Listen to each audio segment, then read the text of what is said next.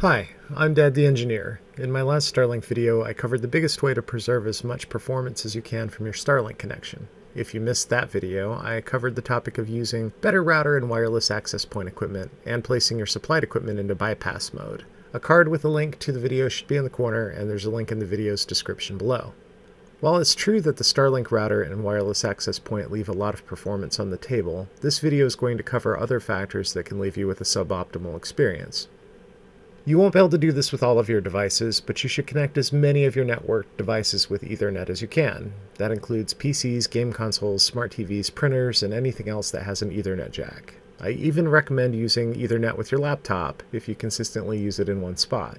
This improves the latency back to the router, provides better LAN bandwidth, and potentially improves internet connection bandwidth to Ethernet devices.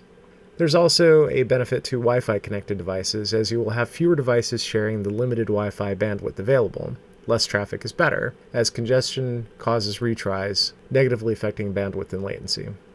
Another way to improve your Starlink performance is to check your antenna obstructions regularly. SpaceX moves the constellation around, and they update their sighting strategy frequently, so what was optimal last time you checked may have changed in the time since. Some newer Starlink equipment no longer has a motorized mount for sighting satellites, which can make this even more critical. Essentially, the sighting is a combination of manually moving the antenna and watching the app to see the alignment. The app will say that you're in good shape when you're within 5 degrees, but spending the time to get your best result can make a difference. While the app will warn you of significant misalignment, it's good to periodically recheck your alignment. After your antenna is positioned, make sure it's secured against accidental or unintended movement. And that's largely it. SpaceX has done a great job of packaging a sophisticated communication system in an almost bulletproof plug-and-play way. It's a testament to their engineering and human design, but there are still opportunities to have variations in the end-user experience, which is the reason for these videos.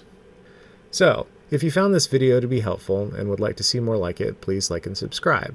That encouragement would mean more to me than you know, as I'm just getting this thing started.